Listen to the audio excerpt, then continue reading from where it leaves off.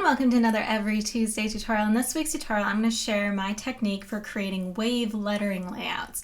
And in case you haven't seen this style of layout before, I have a few examples I want to show you first, and then we're going to jump right in.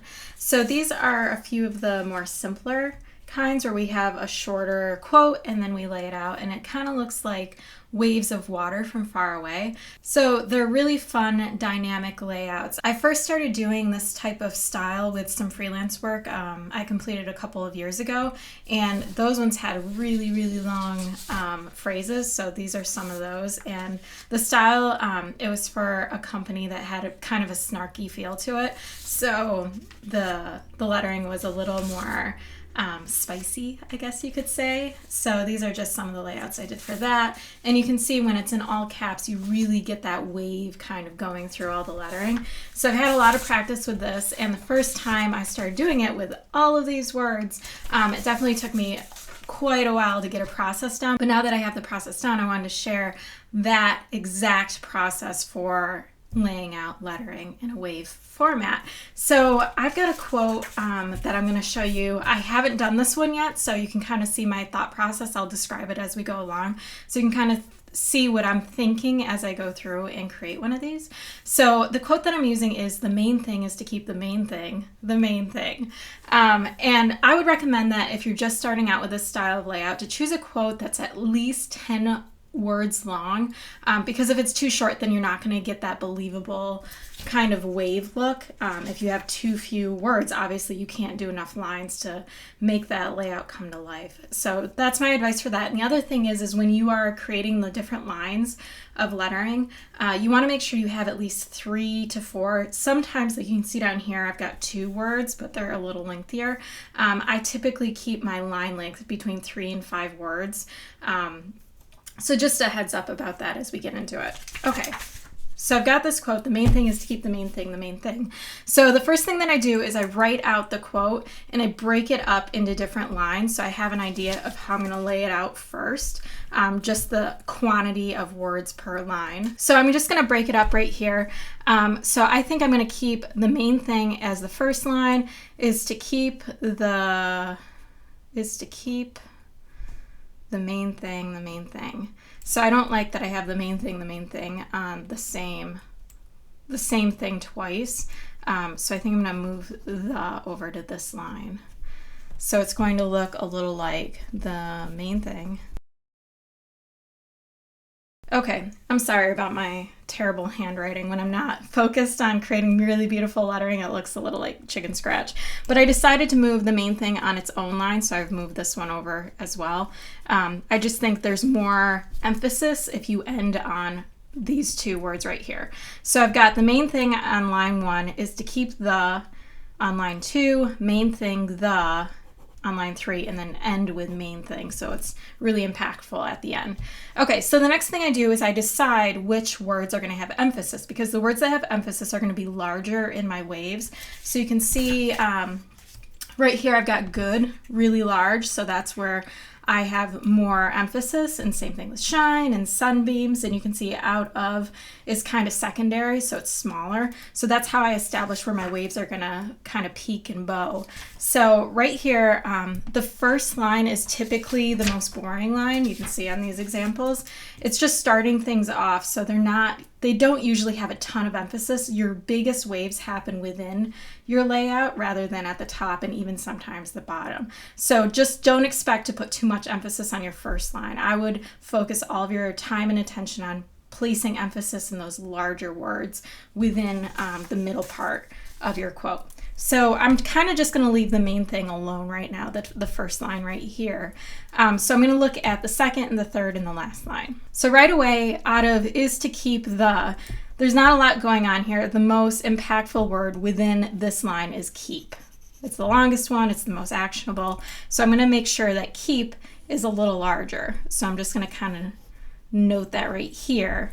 And then the main thing, I want it to kind of always be impactful, but if I had to choose between main or thing, I'm going to choose main right here. So I'm going to kind of Note that. And then I want to end really impactful, so main thing. And so typically you're going to focus on one or two words to add that emphasis, but if you have a shorter quote, you kind of have to keep it to one word. If you have a longer quote, you can kind of choose and make those emphasis points a lot larger and longer. But since we have a short quote, we have to kind of keep it to one word per line. So because I want to end on a high note, I'm going to leave it at the thing right here. Plus, I can't have a bow right here back to back. So I can't make this one super large and this one super large, because then I'm not going to get that wave feel. It has to kind of go back and forth.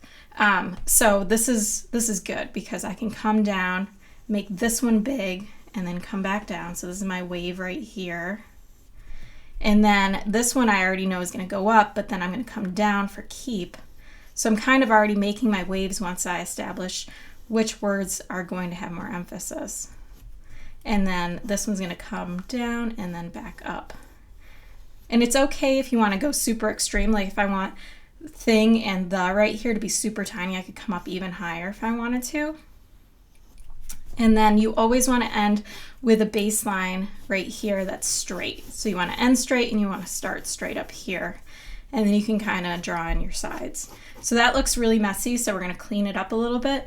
And I just like doing what we call thumbnail sketches because they're smaller than what the actual outcome will be, just to get a clear point of reference before we focus that time on the real artwork and then work on a larger sheet of paper. So I'm just going to draw this out again. I usually give myself two margins right here to work off of. My top and my bottom are always going to be straight. And then I'm going to add in my waves. So my first wave comes down, up, and down. So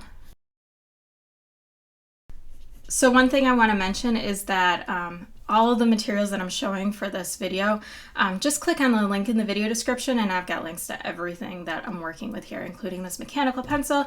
I like using the stick eraser because I can use it like an actual pencil, and I've got a lot of eraser to work with, so I don't feel as bad about using the little bit of eraser that comes with these mechanical pencils. And then we're going to use a couple of different pens too. So all of that is listed in the video description, so just make sure to click that link. Okay, so then I can kind of drop in my lettering, and I would recommend starting out with writing all caps first before you get fancy with your different styles of lettering. It'll just show up better, look more believable as waves. It's just a lot easier to extend your caps all the way up and then all the way down versus cursive, where some letters kind of sit higher than others.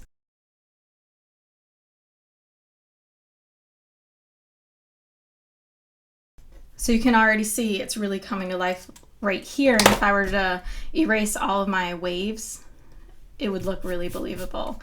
And once again, just keeping it all caps really helps to hit that home. Okay, so I'm ready to move on to my final now. So I'm just gonna set this to the side so I can reference it as I draw out my guidelines. So what I like to do is I give myself margins. You can use a ruler if you want to make this exact. I usually digitize mine, and then I just fix the placement and arrangement later on.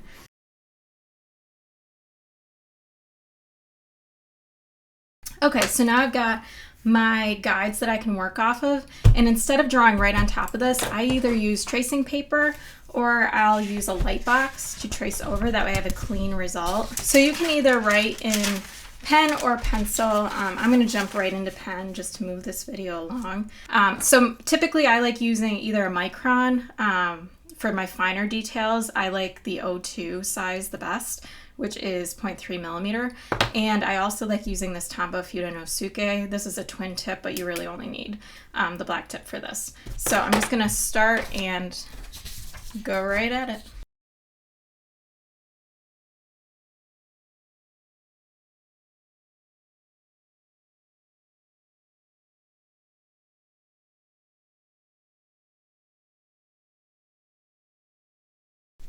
Okay, so as I was going along, I realized I started making too much space right here, which made it so I had to leave out the on the second or the third line, which I would have preferred stay there. But because I realized around this point that I needed to fit in the, and I wasn't going to be able to, I just knocked it down.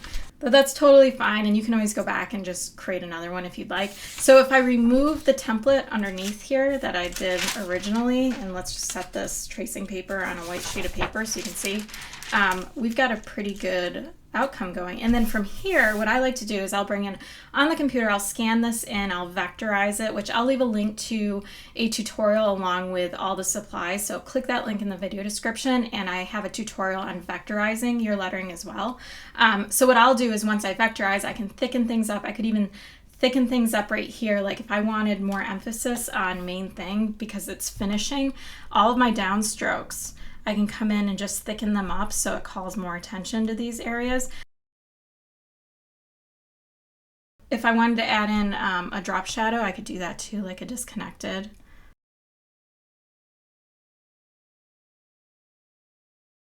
I can mess around with this a bunch more once I'm in Illustrator, but you get the idea. So that's how I create a wave lettering layout style, just using some simple tools, and then all the extra stuff can happen in Illustrator. If you enjoyed this tutorial, please subscribe. I release a new design or lettering tutorial every single Tuesday. And don't forget to head on over to my blog, every-tuesday.com, for even more design and lettering tutorials and freebies.